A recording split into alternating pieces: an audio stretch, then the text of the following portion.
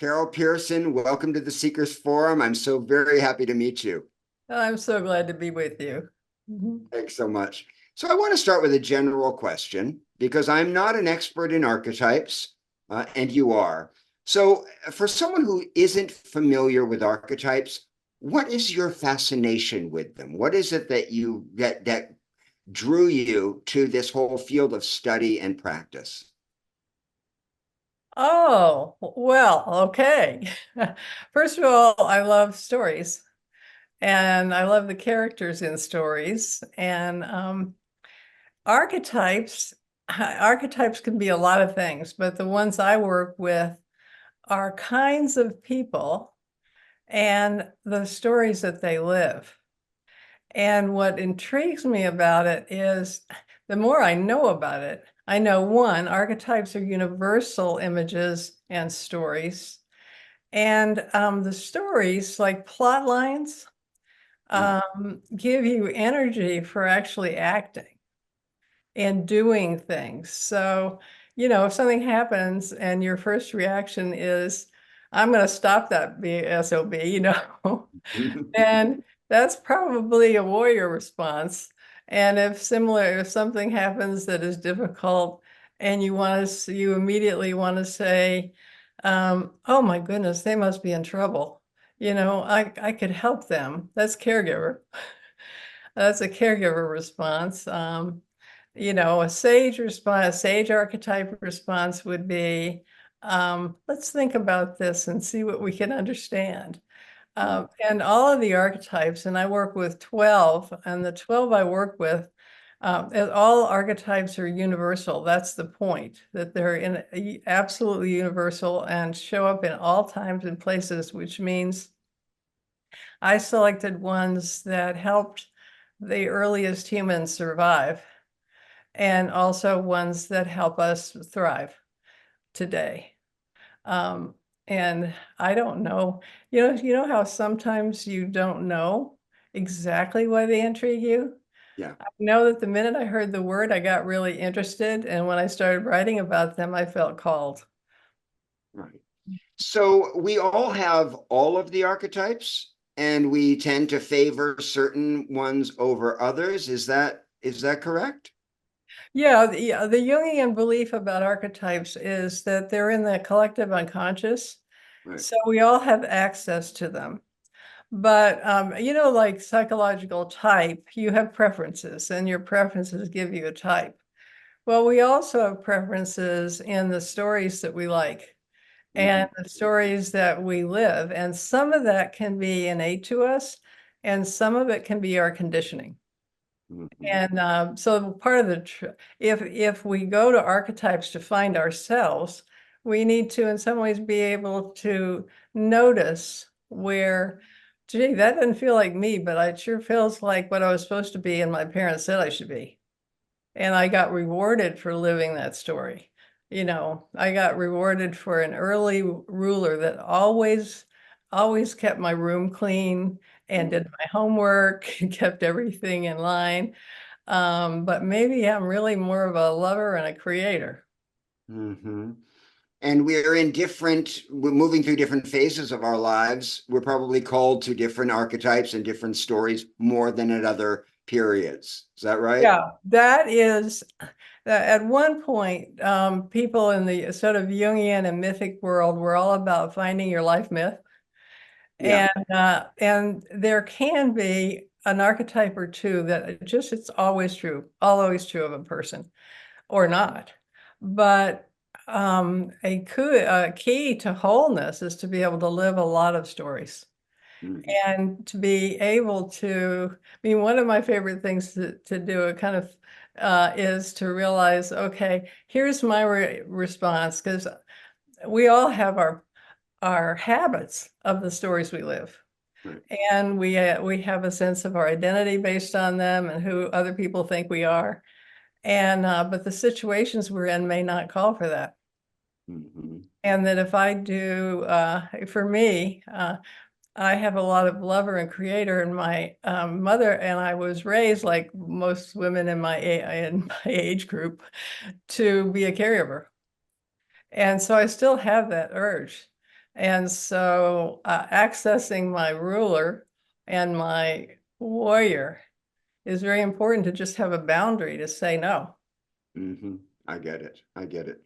So, in general, how does an archetypal understanding of ourselves help us in our lives? And what are the advantages to connecting to these universal, timeless stories? How does that help us live our lives in more effective and conscious ways?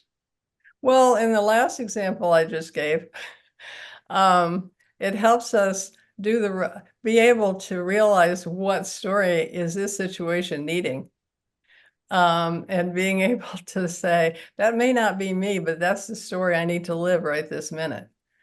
And most of us have a tendency, it's like neuroscientists, some of them are starting to think that when something happens, the brain desperately wants meaning. And the natural way to get meaning is through a story. Mhm. And so something happens, and the story that comes out is usually one we're familiar with, we're used to, but it may not at all be what's happening.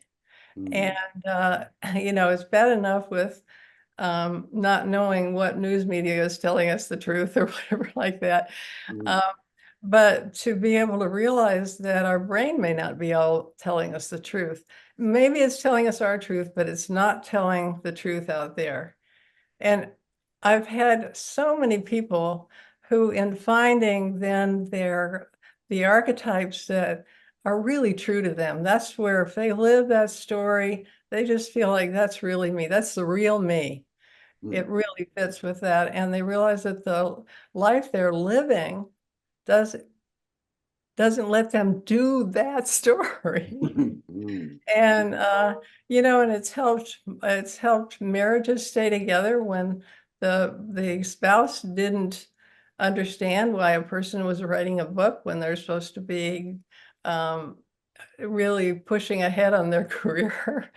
And um, and being able to talk about it and help each person know, what is real for us, how can we be true to ourselves, and then support each other. And it's same parents and children, people on the same work team, in all kinds of ways. It can help people get along similarly to the way type does. I mean, the sense I can know, if I can know something about you, I can then understand why you are the person you are, and that could be what you're good at, what you're not good at.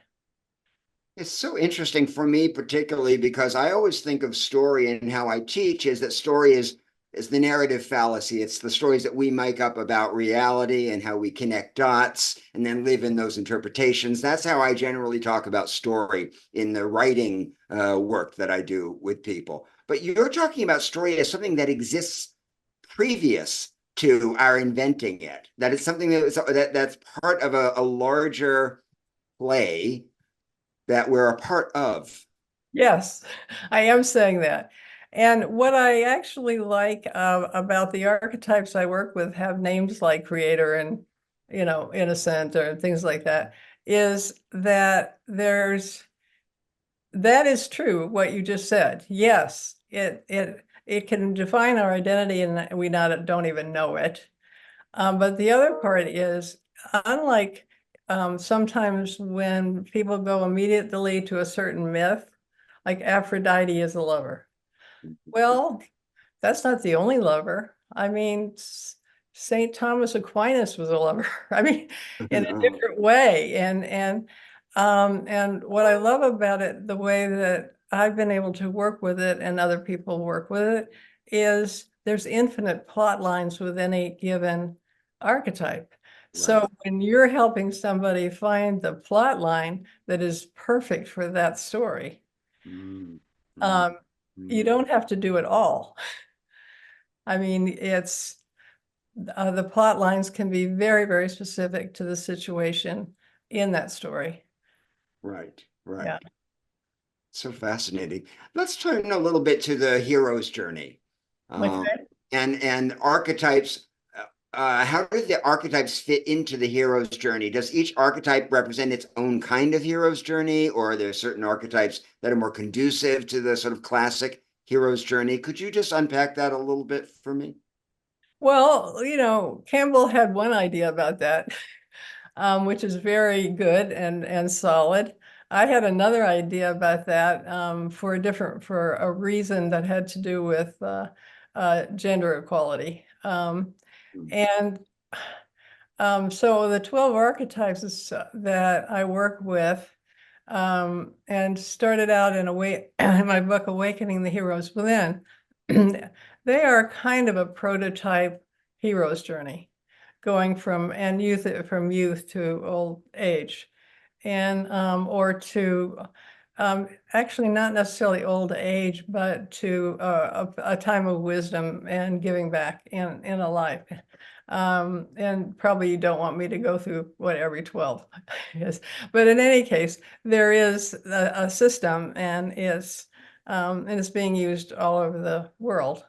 I could, and I would like to hear them. Would that be okay to just go through them? yeah, in the first book, sometimes I call them by different names because of the situation. Mm, I have a book on branding, for example, and it's different. But the mm, innocent, starting out with the innocent and the orphan as the inner part of the inner child, moving then into the caregiver and warrior that are sort of necessary for functionality in the world. They're kind of the basics. Not everybody does all 12, but you kind of have to do those two. mm, And then the next four are much more related to finding yourself, and that's the seeker, uh, mhm, and the seeker and the lover, which is leaving and taking a journey versus staying and saying, I'm treasuring this life. And then the creator and the destroyer are revolutionary, is when it's a conscious experience. And that, so the first seeker and lover about finding yourself, and um, the creator and the destroyer revolutionary. It's really about expressing yourself and finding out who you are by what you do, what you create, and mm, what you let go of. And then the last four are about returning to transform the kingdom. And that's obviously the ruler, taking charge of your life, being responsible for yourself and other people, and mm. then balance with the jester to be able to lighten up and help people enjoy the process of the life. And then two ways of wisdom, or two forms of wisdom. The sage, which would be more the scientist, thinking rationally, and the magician, thinking transform in a transformational way. So Mm. that's the 12. I'm really hot on them. I think they're really great. It's completely fascinating to me. Uh-huh. Can we talk about the seeker in particular? How do you define a seeker and in your work? And what are the qualities that are that characterize the seeker archetype? Well, every one of these has a kind of prototype story, and the prototype is, I am unhappy, I am going to get out of here, and I am going to find my promised land. Or That's the seeker story. that is the basic seeker story, but that could be immigrants coming to the US. Mm, Um, it could be our ancestors that did that, for example. It could be people moving west, the pioneers. It could be the way people in my country change jobs all the time and get married a lot. And um, but it is also in people's lives a very important part when it's just the moment when you kind of feel like my life is so boring. mm, I have had, it's okay, but it's so boring. mm, And what could I do with that? Could I seek some other experiences? Could I do some new things? And that can be the journeys. Seeker's about taking journeys, but the journeys can be economic. The journeys can be physical. They could be taking trips. They could also be spiritual. I was just going to say. Yeah, I was a period in my life where I was one of those spiritual tourists. I tried everything. Yeah, it was really cool. I learned a lot. Um, but that seeking, and then in the spiritual realm, it's very often seeking this the spiritual ideas, environment, teacher, any of those things that awakens that inner sense of my spirituality inside of me and my connection, because all spirituality tends to be about being loving and being connected to the whole, and sometimes in a mystical way. Mhm. Yes. And I know that Campbell talks about the heroes. He says that the hero's journey is always about the journey to self and the journey of awakening. Yeah. So when you think about spiritual seekers specifically, or the spiritual seeker archetype specifically, are there certain dangers, pitfalls that folks in that who are living that story need to watch out for? And what are the advantages of it? Um, well, the advantage of it is that you can have a better life, Right, of whatever course. that means to you. I mean, because in this multitude of stories in The Seeker, you're leaving what isn't fitting and you are going for what is. And so what uh, obviously being a little paying a little bit of attention to where you're going so that you don't get killed on the way, or some it's good to have some good common sense about what adventure do I want to have. Mm. And that's That's particular. an important point. What you just said is very important. What kind of an adventure do you want to have? Yeah. That's So if I want, if I was a teenager and I wanted to have a high with dangerous drugs, that would be a bad choice. There would be other ways that I could experience that, so, but what I find more typically I mean, I guess that is fairly typical, but in the people that I've worked with is, the inability to stop, seeking. Not in the sense of, but, at some point, you know, actually committing to something, committing to, the people you love, committing to a work, committing to find a calling that you could actually be responsible to keep doing, and not run away the first time it's hard. Um, So non-committal is one of the sort of shadow qualities or dangers of the seeker archetype. Absolutely, and completely don't fence me in, completely, I want to be totally free. I want to be free from any responsibility for anybody or for even for the consequences for what I may have done. Mhm. That is all there in the potential downside of the seeker that I have run into or am very aware of. So self-absorption and not and putting one's own needs first and not taking into consideration how our actions impact others. Yes, and there's a plus and minus. I mean, and for many times with people, they're in a life that's not working for them. Uh, Mhm. and they don't want to be selfish because maybe it's working for everybody else around them. Mhm. And so it's about being selfish enough. That is enough to get your own real needs met and live your own life, while also being as careful as you can about everybody else. Mhm. And that's why I actually work with these in pairs, and the pairs were in that sequence. So it is the lover that's the balance. And if a person has enough lover with the seeker, then it tends to work out because there's a care for the other people and care for just being responsible for one's own life and what you're leaving behind you.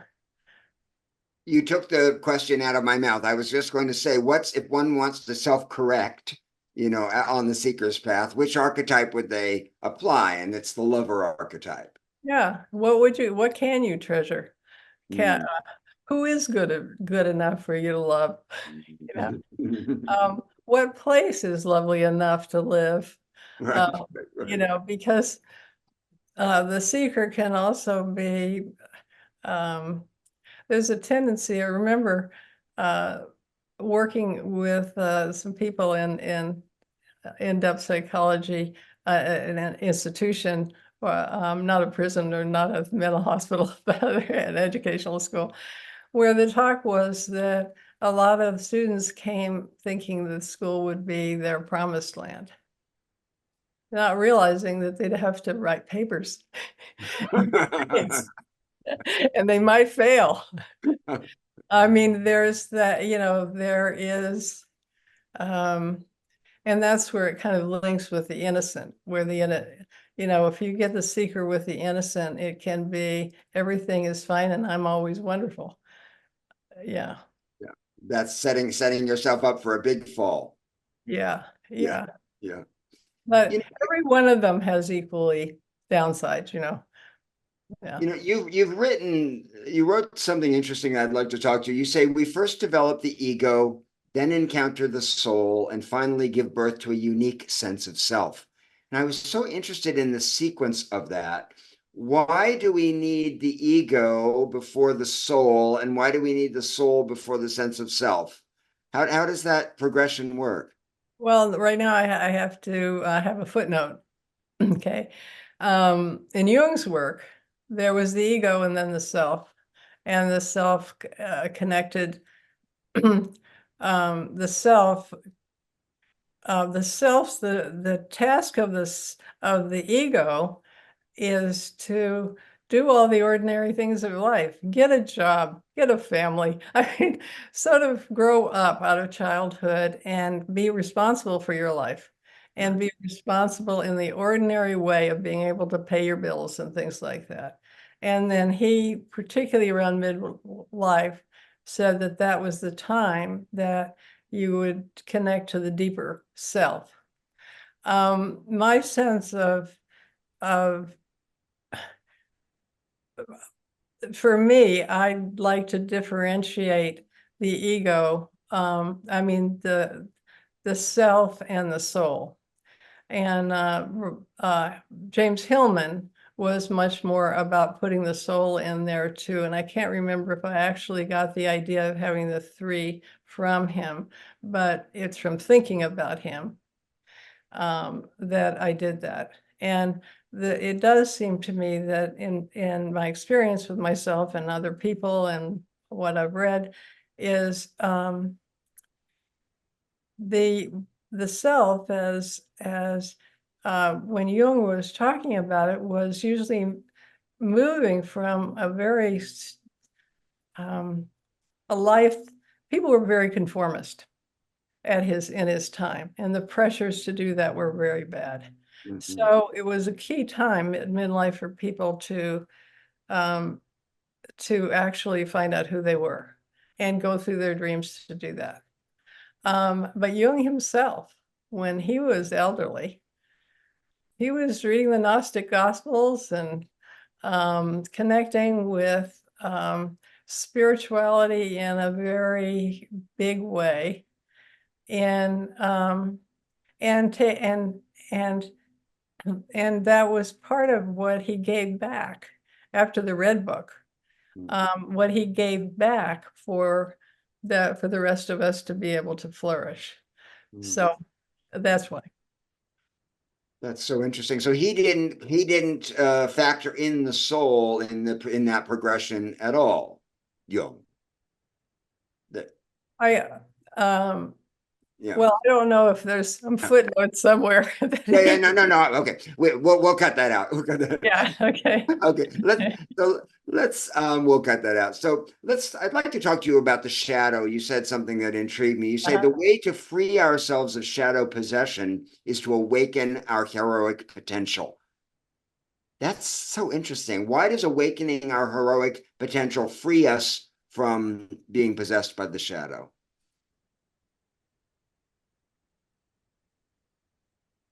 Well, I'm not sure I'd put it that way right now. I think,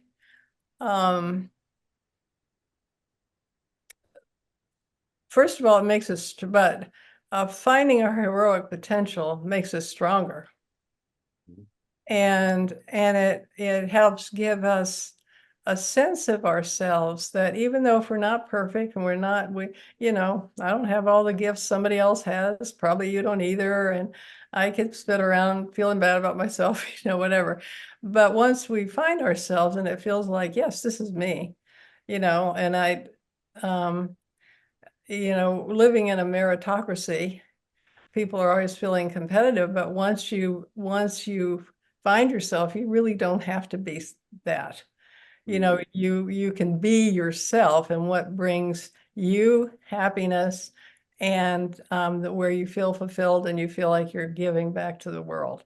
That is enough, and that means you can face the shadow. You're strong enough to look at, well, what's really creepy here? And because the shadow also, partly the shadow is the things that we disdain and we don't want to be like, and we happily project onto other people Right. and don't like them. It's always interesting to look at who we're not liking. But as many Jungians have said, there's also the treasure and the shadow, and that's that's true of us. That could be true of us, but for some reason we thought it's not us.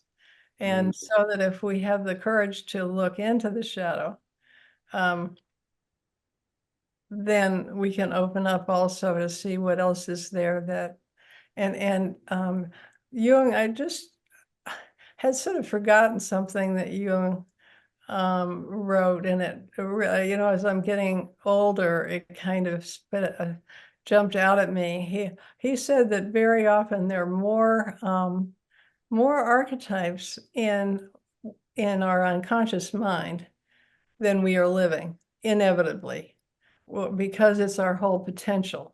And that at some particular time, particularly when we get older, there may be one of those archetypes that we've never seen as ourselves. Exactly what we need. That it is just like, okay, there it is. And it gives us a completion that we haven't expected. And I find that very helpful. But in order to realize that and then live into that, we have to connect to our heroic potential, right? That's the thing that gives us a sense of that we're bigger than whatever fiction we're living in the moment. Yes. Well, yeah, I mean, there's moving beyond the persona of how we're showing up, and then having enough archetypes expressed to be functional in the world, and Right. then sort of find out who we think we are, at least what feels right, and then open up to what else can we be. And very often it just comes to wanting something.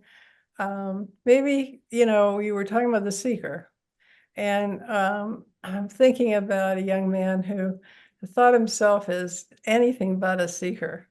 And, it's like, I don't want to do anything new. I don't like that.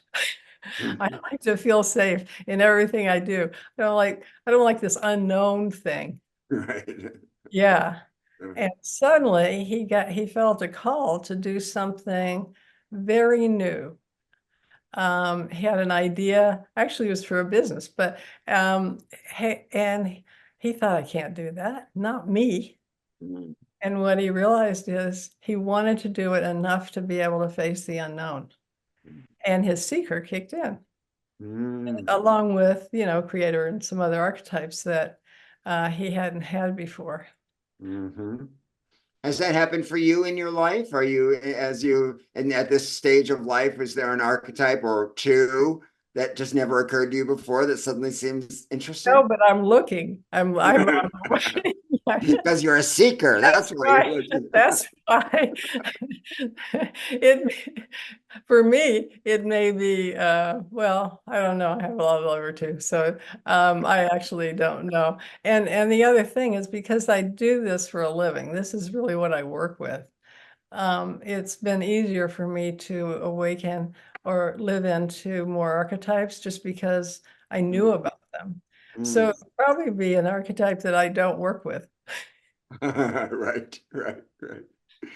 This is a big question, but I'd just like to touch into it, and it has to do with archetype and culture.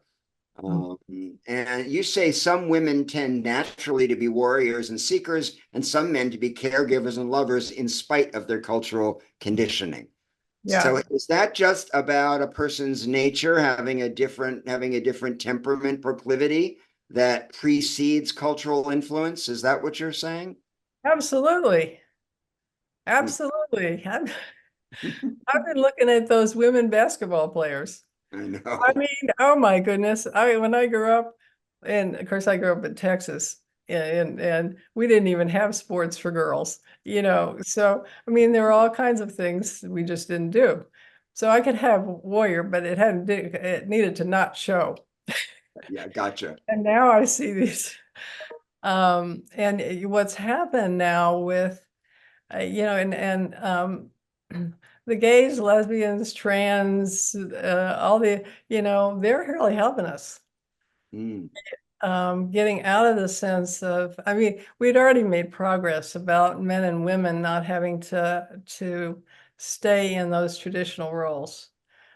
Women more than men, because there's less forgiveness for men if they seem to be sissies or any of those things. But we've made some great progress. But I think that whole world has really helped just bring home the idea what a horrible thing it is for people to have to pretend their whole life and then realize, but yes, everybody used to. Everybody used to. Just the way it was. And that's sad to think about. It's really a beautiful thing where it's a beautiful thing, but you talked about society. One of the things that happens is the old system was very functional in a way. It was hard on people, but okay, women, you do this, men, you do this, white men, you do this, black men, you do this. And everybody sort of has their thing, however miserable it made them. But nevertheless, a lot of the things got done. And what I'm sort of watching is, and because we also live in a meritocracy that has certain kind of values of some things and not of other things, that people are a lot of people, it's not only what's authentic to them, it's what might, make them have more status or more money or whatever that. And there is the danger that the undervalued activities will not get done. Yeah. That's the downside of too much freedom or too much flexibility or too much choice. No, it's the downside of the meritocracy. Oh, I see. I mean, because for it to work, for people to do what's true for them, we need to value people for what's true for them. And that, that takes time. But we see families that are doing that, and the way that more and more people are thinking that way. And what I notice right now is just a hunger for real. Yeah. For what is real and what is, because there's so much that feels plastic. Yeah, absolutely. And the archetypal way of thinking brings you closer to what's real for you, what's authentic for you. Right. Yeah. Right. Mhm. I'd like to ask you about originality. I just wrote a book about Ralph Waldo Emerson, so really Oh, interested in originality and listening to the whisper only you can hear. You say that the hero's journey requires us to find our uniqueness. What's the connection between finding your uniqueness and this heroic power that you say the hero's journey brings to us, to our lives? okay. So pick an archetype. The seeker. Okay, the seeker. So there are lots of kinds of seekers. And so I can be a seeker in a whole lot of ways. And if I, as many people do now, assume religious and otherwise, believe that I'm here for a purpose. Mm-hmm. I have something special, and it is something that I really better do. Not because that's more in the religious side, but in yes, I'm responsible to do it. Mm-hmm. That, there are just so many ways to be a seeker, Mm-hmm. and what you're seeking and what you find. And if you think about also the whole progression of the three-part progression, if you're finding yourself in midlife and you've got a new calling, and it feels like this is really mine to do, and it is the question of what's mine to do, then there's the return, and the return is, how do I give this back? Mm-hmm. But for most people, there's a connection between them, which is, I have this calling because I want to give back. Mm-hmm. I want to make some kind of difference in the world. And I am trusting that even if a lot of other people don't get it, it is mine, and I have the ability to do it because of my uniqueness. Mm. When someone says to you, I don't know what's mine, how do you advise them to find, how do they discover what is theirs? People who say they sort of lack that intuition. Is there a way of, are there tools that they can use to kind of connect to that? Yeah, okay, let's go to the seeker. Okay, they can seek it. And very, it's not that esoteric, really. They can notice, what do I actually like to do? What do I like to do? What do I do? And I'm not paid for it, and no one is, my parents aren't necessarily getting proud of me. And okay, what am I interested in? What do I find that I'm watching and or the books that I'm reading? Mhm. What is it about them? And of course, if they know the archetypes, they can be identifying what archetype is in that story. Okay. And what am I actually good at? Not necessarily what I see about myself, because I've been told stories about myself, but what other people see. The people everybody knows about me. Right. How do they know me better than I know myself?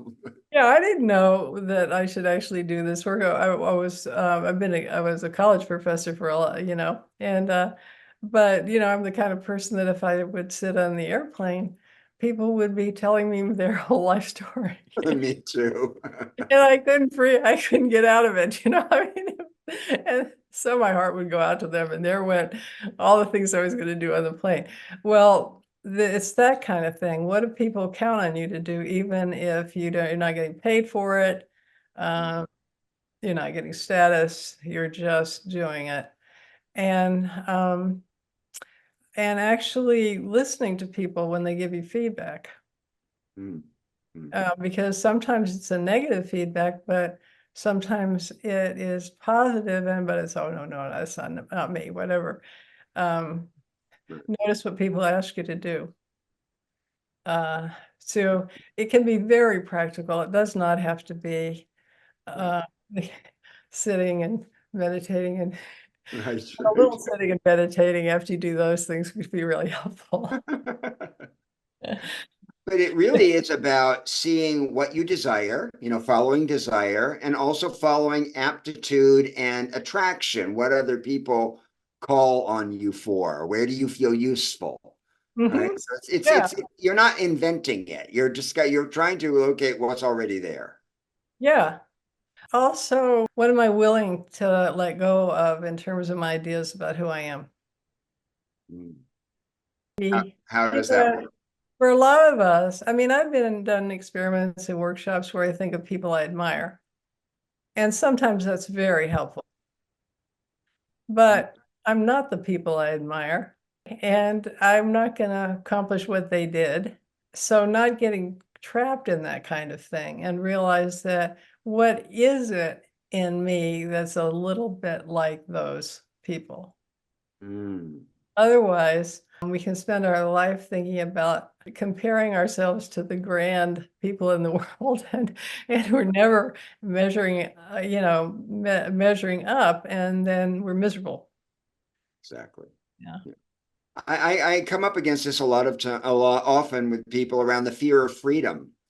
People talk about wanting to be free. Most people are terrified of freedom, and they'll come up with all of these virtuous reasons why they can't or aren't free or couldn't be Yeah. free. That fits in, right, very accurately with this. Yeah. Well, and I think to be real about being a human being, it's natural to be, you know, to be scared of a future you have no idea what's going to happen if you step off. And there's all those beautiful things about stepping off into the thing, and then the bridge comes up, and and so I think the question is much more, how free are you willing to be? Hmm. Hmm. That's a good question for And people to how ask. free are we not to use it as an excuse? Not to use virtue as an excuse or responsibility as an excuse. Yeah. Mm-hmm. Mm-hmm. Better to acknowledge the fear and then Yeah. take a small step. And take a small step and see what happens. Right, right, right, right. Sometimes sometimes the bridge does show up or It whatever. just doesn't. It's like Wile E. Coyote running off the cliff, and then he falls. Isn't it Wile E. Coyote or one of them? Yeah, right. Woody Woodpecker Yeah. or And the anyway, Roadrunner. it's only in cartoons where they don't die. It's exactly. I Yeah. just have, I just have one last question for you, Okay. Carolyn. This is a big question. I don't know, but many of us, speaking of fear and helplessness and cowardice, many of us are feeling very powerless in terms of what's going on in the world right now. The situation in the world on so many fronts feels overwhelming. How can archetypal thinking help us navigate this chaos? Is there anything that you could offer on that question? Well, first I have to admit that I'm feeling that way myself.